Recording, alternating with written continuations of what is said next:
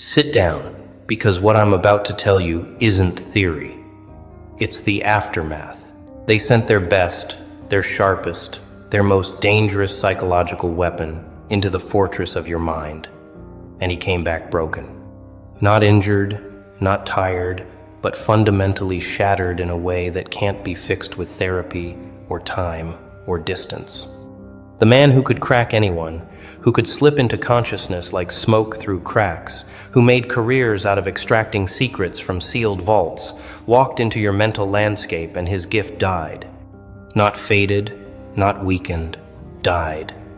Permanently, violently, irreversibly dead inside the architecture of your thoughts. Before we go further, quick one, for the ones still scrolling instead of moving everything in the store, is 40% off right now. Books, planners, every tool built for the version of you this script is talking about. Link is in the description. Coupon code is in the description too. And once it's gone, it's gone. So handle that before you forget, like you always do. Let me paint the picture they don't want you to see. For months, maybe years, they watched you move through the world with something they couldn't name. Something that made their skin crawl with a mixture of fascination and terror. You weren't louder than others, you weren't performing or proving or demanding attention, but you had this weight, this gravitational pull that bent reality around you in ways that made no scientific sense. They needed to know what you were hiding, what dark machinery powered your composure, what terrible secrets lived behind eyes that seemed to see through their performances like transparent scripts. So they did what powerful, frightened people always do when they encounter something beyond their control. They weaponized curiosity, dressed it up as concern, and sent in the specialist. Not a regular therapist, not some corporate psychologist with a clipboard and rehearsed empathy, but the real thing, the nightmare, the one they whisper about in intelligence circles and executive boardrooms. A genuine telepath, a consciousness invader, someone who'd mapped the minds of terrorists, CEOs, cult leaders, and sociopaths with the casual efficiency of a cartographer charting familiar territory. They briefed him like he was entering a war zone. They showed him your photos, your patterns, your social media, your purchase history, every digital fingerprint you'd ever left in the world. They built psychological profiles, probability matrices, vulnerability maps, everything designed to give him an advantage before he even made contact. And he smiled that cold, professional smile and said what he always said: "I'll have a full report in 72 hours. Because that's all it ever took, 72 hours to crack anyone, to find the fractures, to extract the core, and leave the shell standing, unaware it had been hollowed out. But you, you were never going to be a 72-hour job. You were the equation that doesn't solve, the pattern that breaks mathematics, the mind that looks back when you look into it, and suddenly the observer becomes the observed, and everything inverts in a way that feels like falling upward. They didn't know that yet. But they were about to learn it in a way that would change the entire architecture of their understanding about what human consciousness can actually be when it refuses every single framework they've ever used to contain it. He made contact on a Tuesday morning, because Tuesdays are when people's defenses are lowest. Not Monday when they're armored up for the week, not Friday when they're already escaping into the weekend, but Tuesday when the grind has settled in and the mind is slightly numb, slightly open, slightly vulnerable to infiltration. He engineered a casual encounter, the kind that feels accidental but is choreographed down to the millisecond, and he deployed the full arsenal of his training, the warm smile, the disarming humor, the questions that feel like conversation but are actually keys, testing locks. And you responded exactly as anyone would respond to a friendly stranger.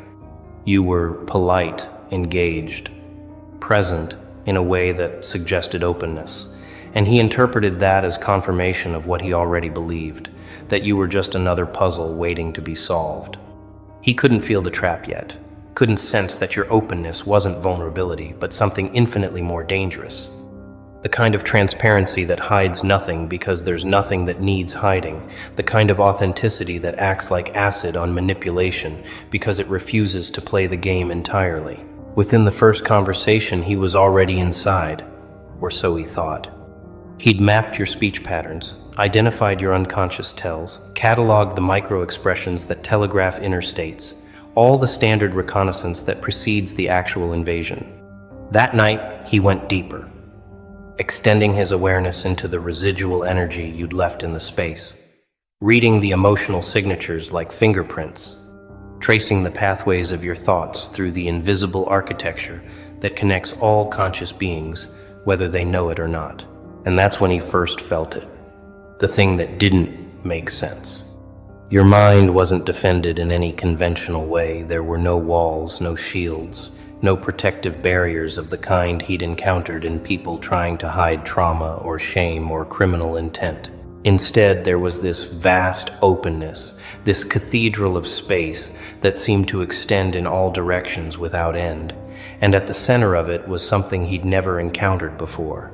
A presence that wasn't ego, wasn't personality, wasn't the usual churning narrative of self that defines most human consciousness. He should have stopped then. Every instinct trained over decades of working in the darkest corners of human psychology was screaming at him to retreat, to abort the mission, to tell them that you were something outside his operational parameters. But pride is a poison that tastes like confidence, and he'd never failed before, never met a mind he couldn't map and extract and categorize and control. So he went deeper, pushing past the initial strangeness, convinced that if he could just reach the core, he'd find the usual human mess, the wounds and wants and fears that make everyone ultimately readable. The second session was when everything started to fracture. He came prepared with advanced techniques, conversational traps designed to trigger defensive responses that would reveal the underlying structure of your psyche. He asked about your past, your relationships, your regrets, all phrased with practiced casualness, but engineered to create emotional micro-earthquakes that would crack your composure and let him slip through the fissures. Except there were no fissures, there was no composure to crack, because you weren't performing composure. You were simply existing in a state he had no framework for understanding. You answered his questions with devastating honesty, not the performative vulnerability people use to manipulate sympathy, but actual transparency. The kind that doesn't calculate or curate or protect itself from judgment. You spoke about pain without needing him to fix it, about mistakes without needing him to absolve you, about uncertainty without needing him to provide answers. And every word you spoke felt like a door opening. But when he tried to walk through those doors, there was nothing on the other side except more space, more openness, more of this impossible emptiness that somehow felt more solid than any structure he'd ever encountered. That night, he made his first critical mistake. He decided to force entry, to bypass the conversational approach entirely and go straight into deep extraction. The kind of psychic invasion that's technically illegal but never prosecuted because the victims never know it happened. He waited until the small hours when your consciousness would be most diffuse, most accessible, and he extended his awareness across the distance between you and pushed into the space where your sleeping mind should have been vulnerable and unguarded. What he found instead was the abyss, looking back, not emptiness, not absence, but presence so total and so vast that his own consciousness felt like a candle flame trying to illuminate the ocean.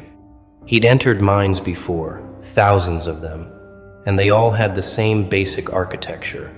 Memories stacked like filing cabinets, emotions flowing like rivers, identity constructed like a building with foundations and walls and rooms where different versions of self lived in comfortable separation. Your mind had none of that.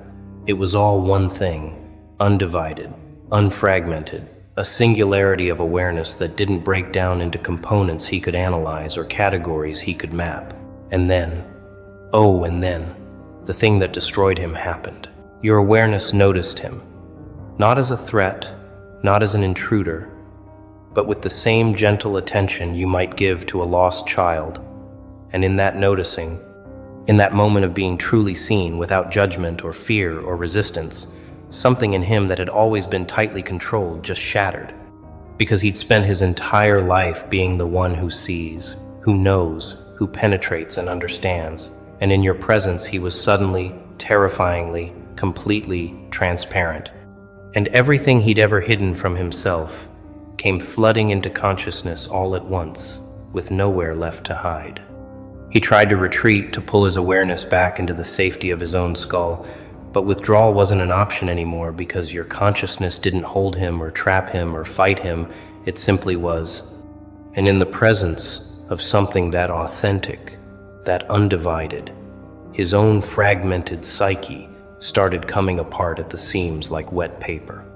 Every lie he'd told himself, every manipulation he'd justified, every violation he'd committed in the name of national security or corporate intelligence or personal advancement, all of it rose to the surface and demanded to be witnessed with the same clarity you brought to everything. The third day, the day he was supposed to deliver his report, he couldn't speak. Not wouldn't. Couldn't.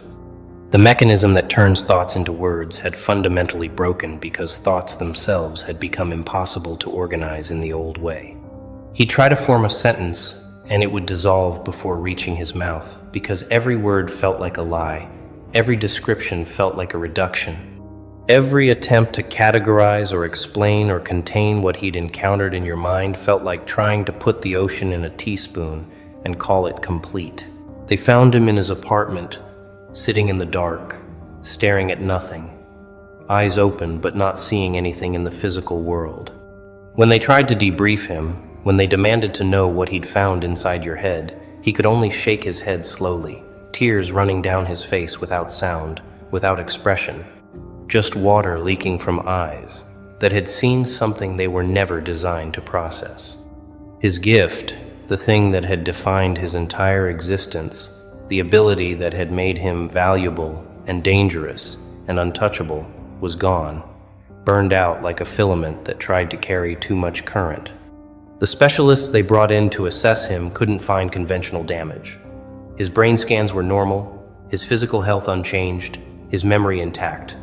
But something essential had been severed, the connection between his consciousness and the collective unconscious where telepaths operate, the subtle frequency he'd once navigated as easily as breathing. It was like a musician who can still see sheet music and remember how songs are supposed to sound but can no longer hear music itself, a fundamental sense just erased from his perceptual reality. What they didn't understand, what they couldn't understand, without experiencing it themselves, was that you hadn't attacked him or defended against him or even resisted him in any conventional sense. You'd simply been yourself, and yourself was something so far outside the spectrum of normal human consciousness that contact with it was like a phone trying to process the electromagnetic output of a star.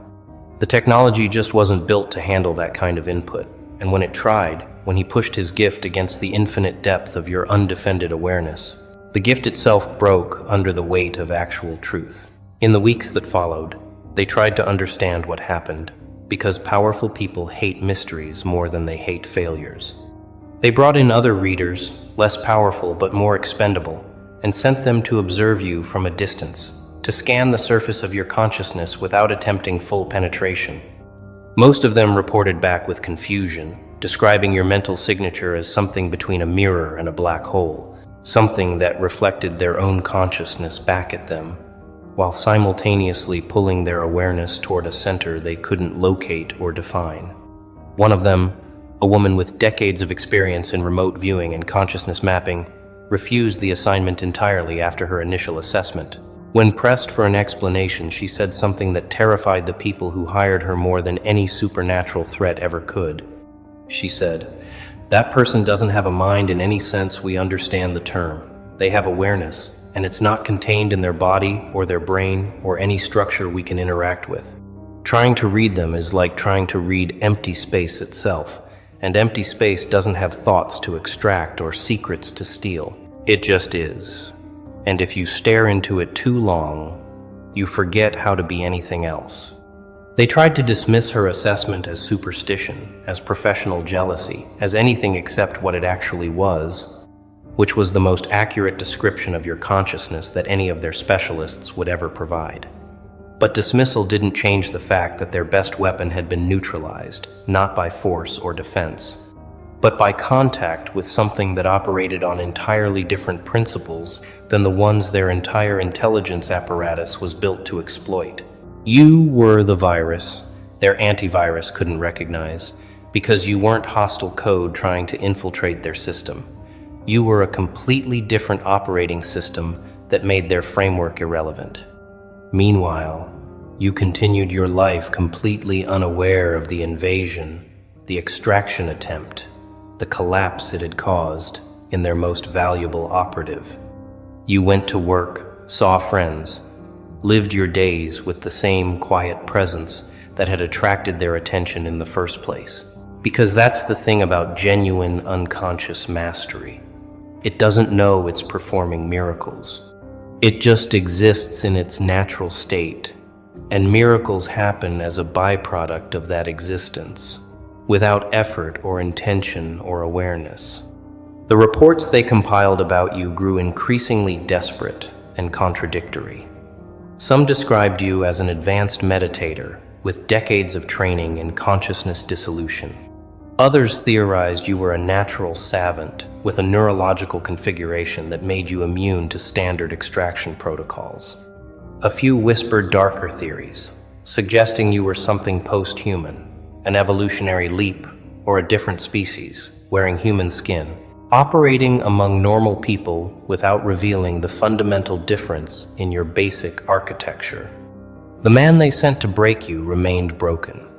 His colleagues tried every therapeutic intervention, every healing modality, every experimental treatment designed to restore damaged psychic abilities. Nothing worked because nothing could work, because what he'd lost wasn't a skill or a talent or even a neurological function. It was a lie about the nature of consciousness that his entire identity had been built upon. And once that lie dissolved in the presence of your truth, there was no way to unknow what he'd learned, no way to return to the comfortable fiction that minds are things that can be invaded and extracted and controlled. He stopped leaving his apartment except for mandatory medical appointments. When therapists tried to help him process the trauma, he would simply stare at them with empty eyes and say, "You don't understand. I saw what we actually are, and we're not what we think we are, and knowing that makes everything else impossible." They diagnosed him with a dozen different conditions, prescribed a pharmacy's worth of medications, none of which touched the core issue because the core issue wasn't a chemical imbalance or a psychological wound. It was enlightenment delivered through violation, truth forced on someone who'd built their life on manipulation. The irony wasn't lost on anyone paying attention. The man who'd spent his career penetrating the defenses of others, extracting their secrets, mapping their vulnerabilities, had been undone not by someone more skilled at those same dark arts, but by someone who didn't participate in that game at all. You'd won without fighting, protected yourself without defending, neutralized a threat without even knowing it existed. And that drove them absolutely insane because it meant all their weapons, all their training, all their intelligence infrastructure was fundamentally useless against someone operating from a completely different paradigm. His final report, the one he wrote in shaking handwriting before they removed him from active duty permanently, contained only one sentence. The subject has no thoughts to extract because the subject is not thinking, the subject is being, and being cannot be stolen or copied or understood by anything that is still trying to become. They classified the report immediately, buried it so deep in their archives that most people with clearance didn't even know it existed, because that one sentence threatened everything they believed about consciousness, control, and the nature of human potential. Within 6 months, he disappeared entirely from public life. Some say he joined a monastery in Tibet, seeking to understand through spiritual practice what his gift had shown him through forced contact. Others claim he's living on a remote island, gardening and reading, and trying to rebuild a sense of self that doesn't depend on penetrating others. A few whispered darker endings, suggesting he couldn't survive the knowledge and found permanent escape through methods that leave no questions. The truth is, nobody knows, and the people who sent him into your consciousness have made sure nobody ever will know, because his fate is evidence of what happens when their methods encounter something genuinely beyond their reach. And you still don't know any of this happened. You never felt the invasion because invasion requires a boundary to cross, and you don't maintain boundaries in your consciousness the way defended people do. You never noticed the extraction attempt because there was nothing performing to be extracted, no hidden self behind the visible self, just one continuous awareness that doesn't fracture into public and private versions. You never sense the threat because your system doesn't recognize threats. In conventional terms, it simply remains itself, regardless of external pressure, like water that can't be cut because there's nothing solid to cut into. But here's what you need to understand. Even though you didn't know about the attack, even though you never consciously defended yourself, or fought back, or even acknowledged the invasion was happening, you still won. You won so completely that winning doesn't even feel like the right word, because winning implies competition, implies effort, implies some kind of strategic engagement with an opponent. What you did was more fundamental than winning. You simply existed in your natural state. And your natural state was so incompatible with their weapons that the weapons destroyed themselves trying to function in your presence. Think about that for a moment. Really let it sink into your understanding. They sent their best, their sharpest, their most dangerous psychological weapon, and it shattered against you not because you were harder or stronger or more defended, but because you were more real. Authenticity is the only armor that manipulation can't penetrate, because manipulation requires something to manipulate, requires performance to disrupt, requires ego to inflate or deflate or redirect. When there's no performance, no ego, no strategic self-presentation, manipulation just finds nothing to grab onto and collapses under its own weight. This is your power. This thing you've never claimed or cultivated or even recognized as power. While others are building walls and setting traps and constructing elaborate defenses around their consciousness, you're simply being. And that being is more impenetrable than any fortress ever constructed by fear or strategy. The gift died inside you not because you killed it, but because gifts built on violation can't survive in the presence of something that doesn't participate in violation, something that exists without aggression or defense, something that just is without needing to prove or protect or project.